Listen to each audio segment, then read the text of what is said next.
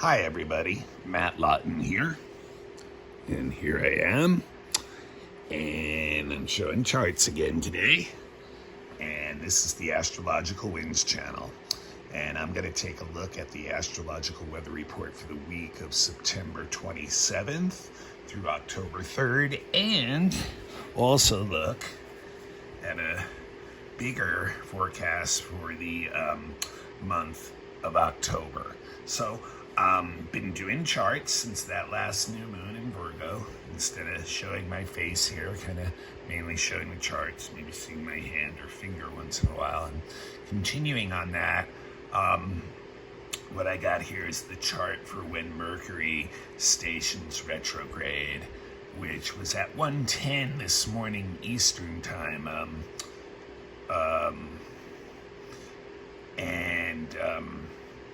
Just taking a look. I have it set for Washington, D.C. again.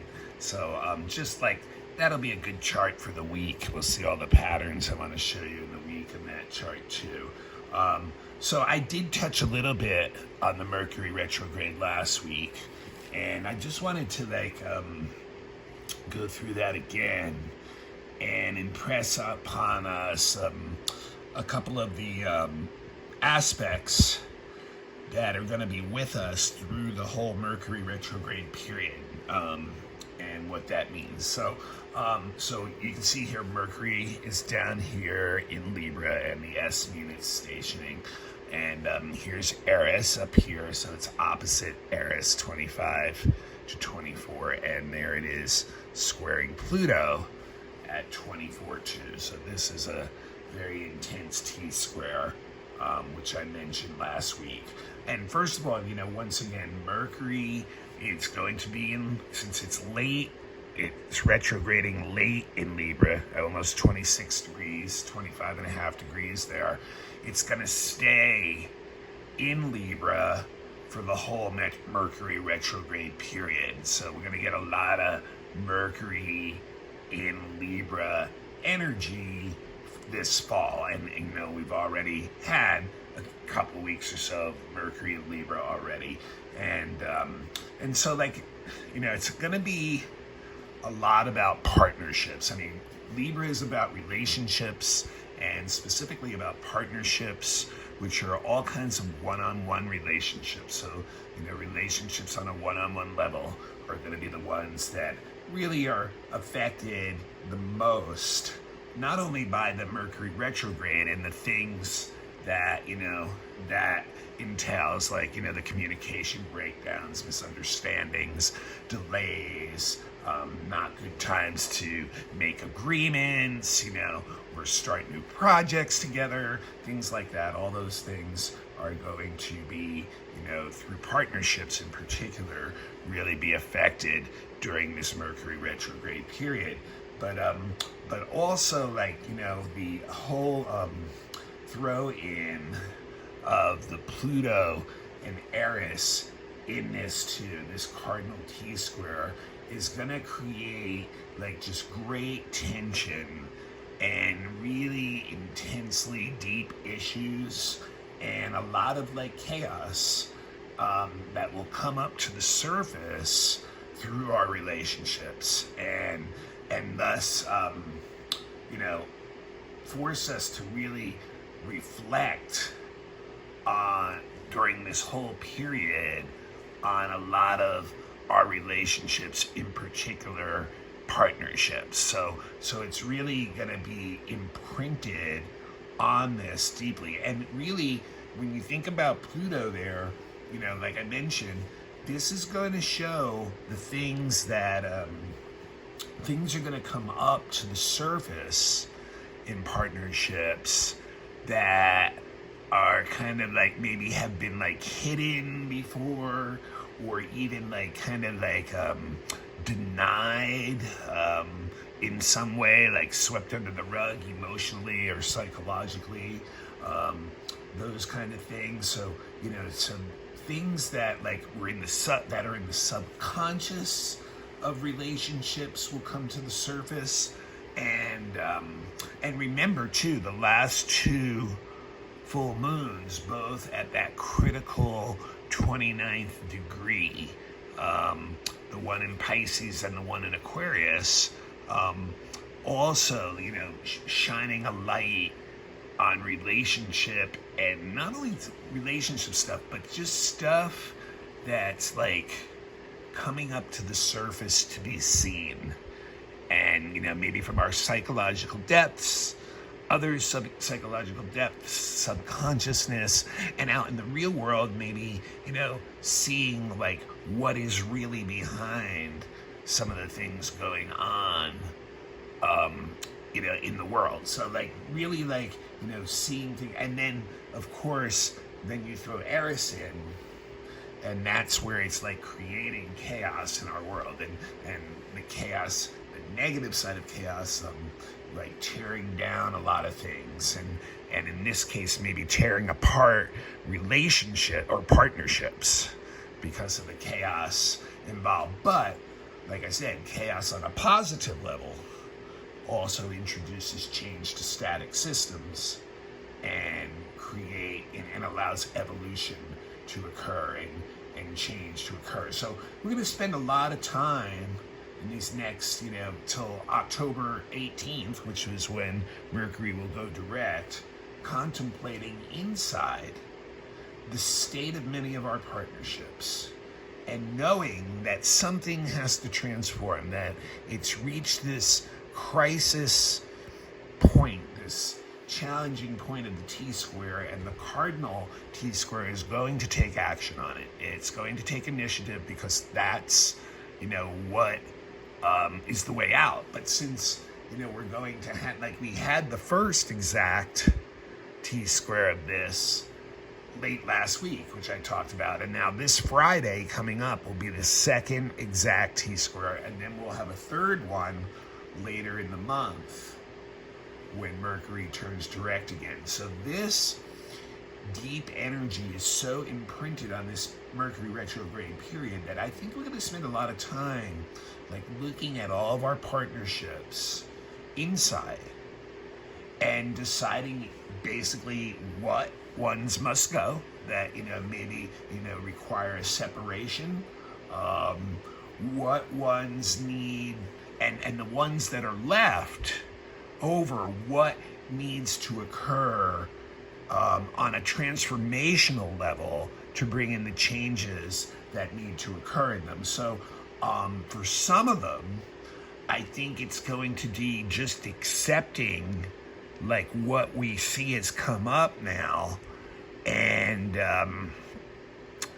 then like basically within our mind, knowing with this new information that we have on these partnerships, it adjusts the way that partnership is, especially the way we're going to come at it. So it may be something like, for instance, from then on, you can have a relationship with this partner or this person, but it's kind of like with this caveat or with this grain of salt, that we now know of this, certain things that we did not know before, that we now have to integrate into the reality of that partnership. And then there's the third, where when people can actually work together on stuff like this, when people want to transform the partnership and are willing to talk out in very deep ways, this Mercury-Pluto stuff, the stuff that's come up, which can be very intense and can get very like laser-like and focused and concentrated, but can, also be really psychologically healing and rewarding, because it really helps us to see subconscious energies that have been directing our lives, and in this case our partnerships, and help us if we're both wanting to transform them, both parties wanting to transform them, gives us the opportunity to do that with this laser-like focus. And then that means we introduce the positive side of Eris into that equation of wanting to introduce some chaos into the partnership, so to speak, but in a positive sense that's going to bring it to a new understanding, a new pattern that's evolutionized and growing for both people in the partnership. So very interesting. But yeah, and I mean, so it will be obsessive too. That's the thing. Within ourselves, that energy will be very obsessive because of that Mercury Pluto. So we'll probably spend 3 weeks really obsessing over a lot of that stuff and not really getting a grip on it possibly until the end of that period, and then knowing what adjustments you need to make in each one of them. And and you can see, like, Mercury goes retrograde. So here's an example of this energy in the world that went on in the last few days as Mercury started to station retrograde, was that the anonymous group actually got their hands on one of the internet carriers, Epic, of all their clients and their transactions and their addresses, basically a security breach of personal information. So secret stuff got exposed, right? Those 2 full moons. That has created a lot of chaos because apparently Epic was the haven for very extreme groups that had to do with racism and things like that. And that's what Eris just hates. We can see that Eris has been so involved in exposing how the disenfranchised are being disenfranchised by those behind the curtain. So Eris throwing in the curveball again. I'll get a little bit more into that in a little bit, but also the other things you think about with this Mercury retrograde in Libra on the practical level is when you remember Mercury retrograde always affects travel. Well, air signs, once again, I would think air travel would probably be the thing most affected, and we can see that once again in this example in the real world again. There's a volcano off the coast of Spain that is affecting some air travel already in Europe, and then there's the storms this time of the year, and then that's the other thing. Mercury has a lot to do with the wind, and it's in an air sign, so once again, maybe a lot of storms that are, have a lot of wind associated with them could be a possibility during this Mercury retrograde of causing some of the delays in travel and miscommunications, maybe networks down because of winds and things like that. So like I said, and then on Friday is the second exact hit of that T-square, and also on Friday there's an exact Mars Chiron opposition. Mars will be, it's just about at 8 degrees here. So by the end of the week, getting really close to Chiron, which is moving backwards towards Mars, although not at a very quick space. But that shows that, there's going to be some harsh lessons to learn in these partnerships, that there is going to be wounded animals, so to speak, that, that like the energy, the intensity of this Mercury retrograde on partnerships, as you can see, once again, it's an opposition.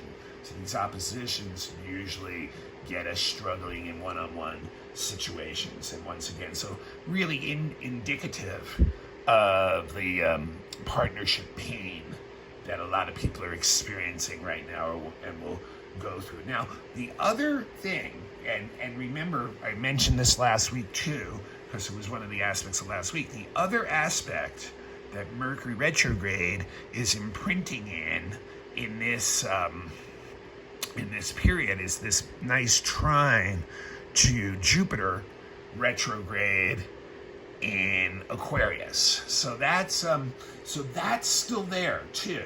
And what's good about that is this. I think, Mercury retrograde, one of the best things to do with it is to really, do internal work, like your own mind chewing, so to speak, and kind of like think things out. And so Mercury trining Jupiter is really good at planning for the future. Thinking about future plans would be a really good way to spend a lot of this chewing out that Mercury retrograde has us naturally do in our minds. So, and not really acting on them yet. Like, this is not a time to act on those plans, but we can chew them out. Both planets are retrograde. They're both about to go direct around the same time, actually. Mercury's going to go direct on the 18th. Jupiter's going to go direct on the 17th of this month. So it's really a good time to like think for the future and plan for the future and organize for the future. It gives us like a broader vision, you know, and we want to take in more new information. We want to learn more. We want to learn some cutting edge kind of things that maybe can help the partnerships that are going to transform, that agree to transform from that T-square.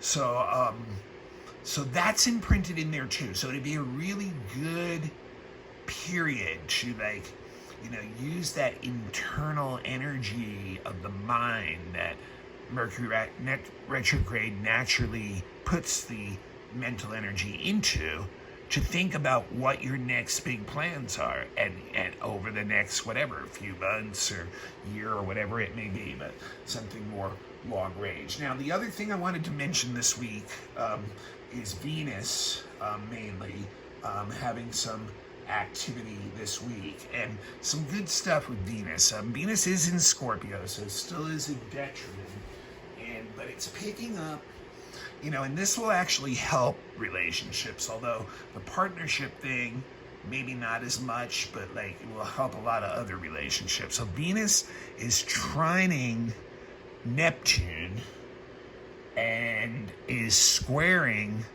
Jupiter on Wednesday and Thursday.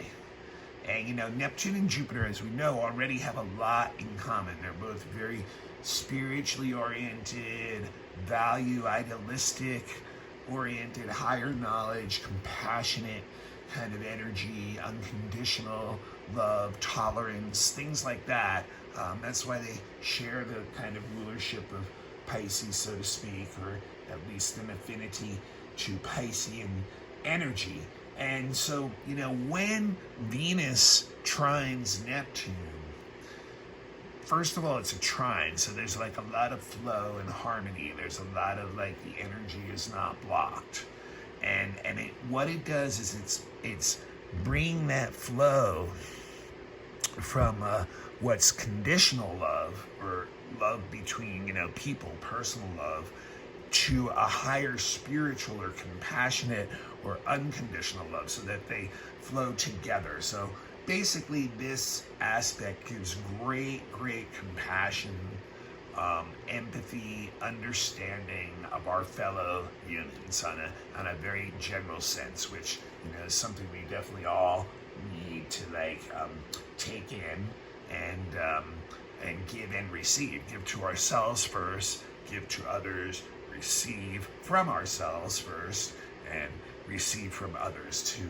You know, so it's a very like spiritual love, a very idealistic love, and also both of them have a lot to do with creativity. So there's a lot of artistic inspiration, imagination that can easily flow out of us this week, and maybe another good way to spend some of the down or inner time that Mercury retrograde brings, especially in Libra, which is one of the signs that Venus rules. So very good there. And then the square to Jupiter, you know, the square to Jupiter is really, you know, basically is a happy-go-lucky energy.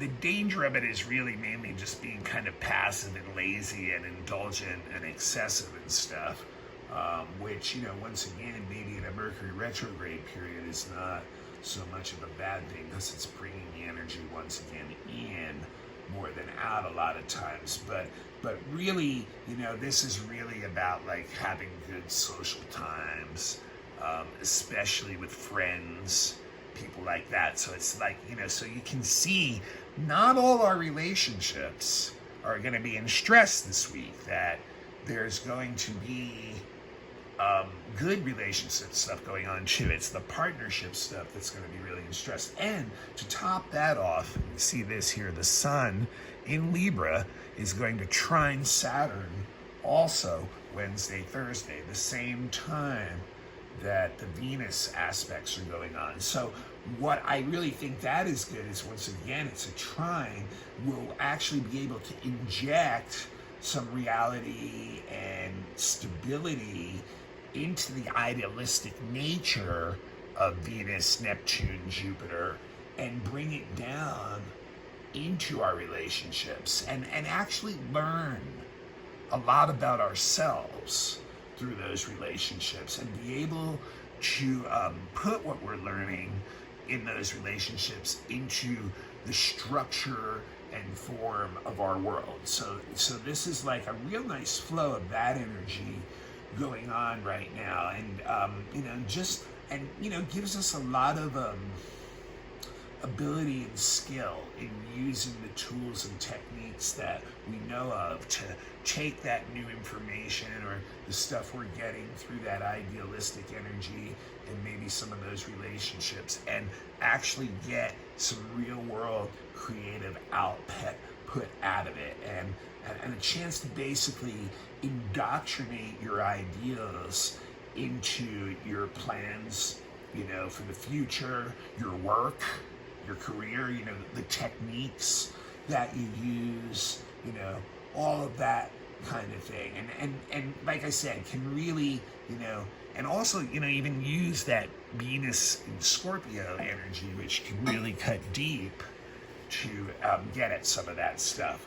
And then on Saturday, the last thing I want to mention about Venus in this week is Venus at that point will be moved up to a sextile with Pluto, which really, once again, can deepen connections. And especially if people have been doing this one, remember I said the third option was to work on these things together with partners. Well, the Venus sextile Pluto would really, really, benefit that, if that option C of that Mercury, Pluto, Eris, Cardinal T-square possibility, like working really deeply with these people, partners that these issues are coming up with. Venus sextile Pluto is like, yes, I want to do this and make these deep connections, and it like strengthens the relationship, it bonds the relationship, it stabilizes it, it makes it long term, and it's deeply effective. It's very intense, and it changes the consciousness of the parties involved, so to speak. So a very interesting week between these two. And so I want to get to October really quick. And what's interesting about October, the main things going on are 4 of the planets are going to go direct, actually. Remember, with all these retrograde planets, everyone's always asking me about that.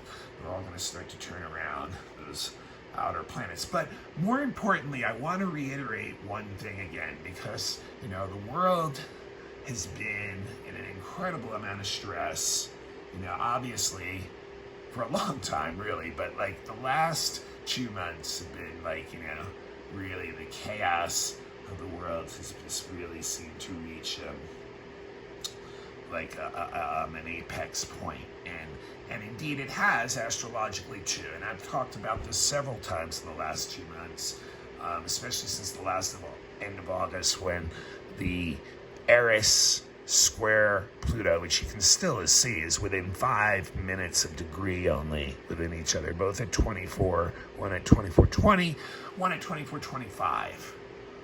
Had their 4th exact hit, the second retrograde hit. Now, they first hit squared each other exactly in January of 2020. And as far as the United States goes, really when we were kind of coming into that election year and all the crazy stuff, and then the COVID obviously creating a lot of chaos in the whole world, structures and things, which is, Pluto in Capricorn, structures breaking down from the chaos, Eris squaring it. So this month, is going to be the 5th and final square of these two. And the reason why it's been so intense the last, 8, 9, 10 weeks, and will continue to be so for several more weeks at least, is because this fourth square was at the end of August, and this fifth one is on October, I think it's the 8th. And so you can see that's really crunched together. It's like a transit that goes almost 2 years, started in January 2020, and it's going to be at the last exact hit in October. So, and it will actually, have some effect going out the other side, obviously, too, for really quite a while, actually. But the fact of the matter is, when you have 2 exact hits on a long-term transit like that, that energy is so intense and focused and concentrated during that period. And that's why we've had things like Afghanistan, we've had things like Haiti and mass migrations, just the mass migrations that both of those events occurred. And, remember, a lot of borders are going to, that's one of the big issues of the Aquarian age and, a lot of and Capricorn, Pluto and Capricorn, a lot of borders being broken down, penetrated, Uranus in Taurus on Earth. So climate change and political instability causing mass exoduses and migrations that of people who really don't have another choice. And so that's a complete chaotic breakdown going on there. People individually in a state of chaos having to penetrate the borders of some other place. It's, just a violent, crazy thing that's going on, and it has to happen too. It's it's literally evolution occurring, nothing's going to stop it, and then, we've had these droughts and the fires and, fraudulent vote, yes, no, doesn't look like it, COVID coming back as the Delta. All this crazy stuff just so coalesced and strong and causing chaos in the world. And so, the point is, we're going to get that fifth one here in October, early October, and so we're going to see a continuation of that energy. And just like Mercury right now is locked in that T-square with it, whenever any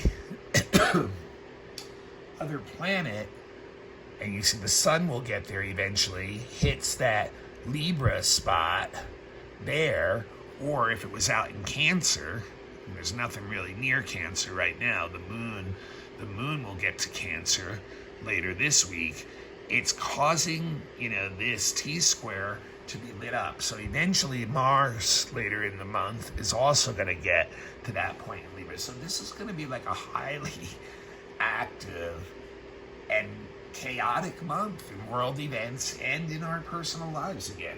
There's, no question that evolution is occurring right in front of us in our personal lives. We're watching an age change, and Eris in Aries has obviously revealed itself to champion the individual to get the justice that they deserve. This Libra, the opposite side of the Aries. The Eris is obviously standing up for the disenfranchised.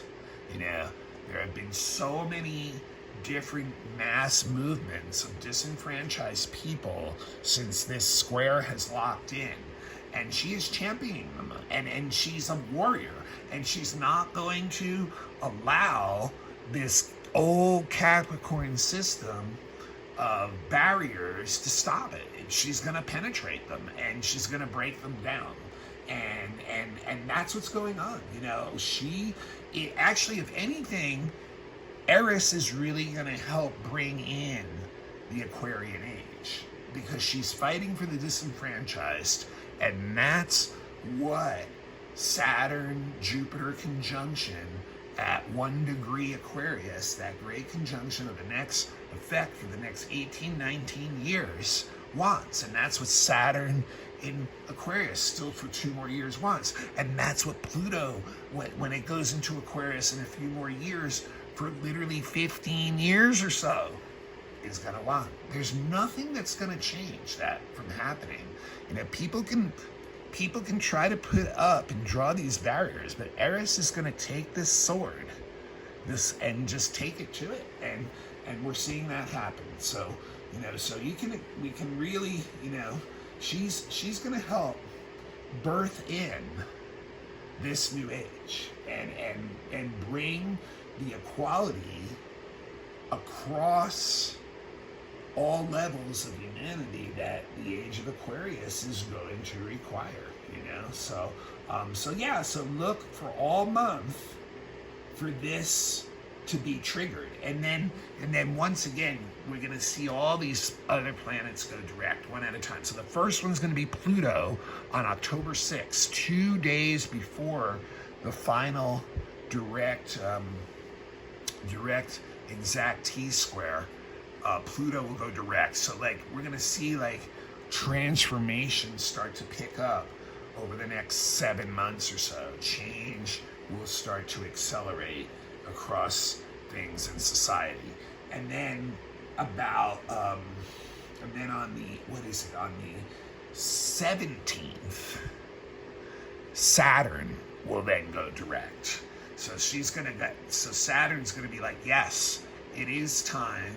Or no, it's on the 10th. I'm sorry, it's on the 10th that Saturn goes direct. So 4 days after Pluto, Saturn goes direct. And remember, they were the two that were conjunct last year that brought us the COVID and total change to society. So Saturn going direct in Aquarius is like, yes, it's time to move forward with this transformation. It's time to start to put into our structures and forms new downloads that are going to change the patterns of them so that they can evolutionize into something else. And of course, Saturn being one of the social planets wants to do it across society. And then on the 17th, 7 days later, Jupiter, also in Aquarius still, that's where the great conjunction was last December, will also go direct. And so there, Saturn and Jupiter working together again, achieving that nice balance between expansion and bringing that expansion into some kind of reductionism into the real world and changing things together.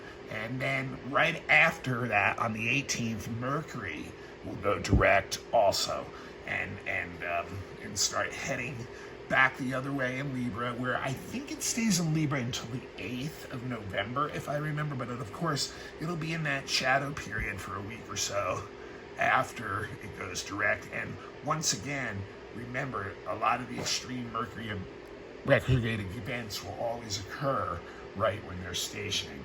And the other thing I did want to mention, Ceres up here in Gemini is also, it's actually going to change direction to retrograde this month, while the other four turn direct. So I think, once again, that'll actually have a lot of us thinking about resources and what we need to do to survive, in a new world, a world that's changing rapidly, and a lot of shortages on things. So things like that can be affected. So a very interesting and changing time, and going into a time of the year when relationships are really big part of the time of the year. And obviously there's going to be a lot of stress with that Mercury retrograde, particularly in partnerships, and then a lot of stress really in society from the continued Pluto Eris open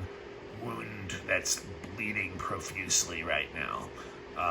So anyway, but a lot of planets will be going direct, which means we can start to really put in those changes that are going to help birth a new age for ourselves and for each other and for society, because really there's no other way to go. There's nothing that will, stops the march of time, evolution, whatever you want. Things may slow it down or make it go around other ways like water can, but there's always going to be a place of least resistance or sensitivity that, something like Eris and Aries is going to be able to poke through and allow the flow of change and evolution and transformation to occur. All right, this is Matt Lawton. This is the Astrological Winds channel. It is on YouTube. Best thing for you to do to not miss it is to become a YouTube subscriber to become a follower of the channel and to turn your notifications on. I do try to social media, but some people on this stuff, but obviously hundreds of followers, I don't really have everybody. So that's the best way to make sure you never miss any of the blogs. And this is a free service, so the best way to pay me back is to pass it on to somebody else you know who might be interested in it. And also, if you'd like to get a chart reading, that's the other thing that you can help me out with. I've been doing chart readings professionally for 19 years now, and I do natal chart, which is your birth chart, predictive, which is similar to this. We look at a year of your life, and the next year of your life, see where it's going. Relationship charts, probably going to be popular in the next month or so. Children's charts, election charts with the best time of something that you want to start. Really, getting the best timing is really important. Horary charts, if you have a question that you just can't seem to get the answer for and you're emotionally distraught about it. Fixed star readings for deeper soul purpose.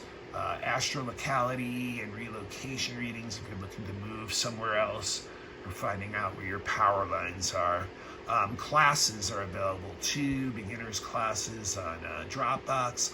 All that stuff. Talk to me about prices. Best thing to do is to email me, mattthue@gmail.com. Oh, I'm sorry, it's mattthue823@gmail.com. And if you want to give a donation, you can look me up under that email on Zelle. My handle on Zelle is Matthew, and then a hyphen on the bottom, Lawton, Lauten, or Venmo. That's my Venmo handle. So anyone who'd like to give a donation, however small or large, is welcome to.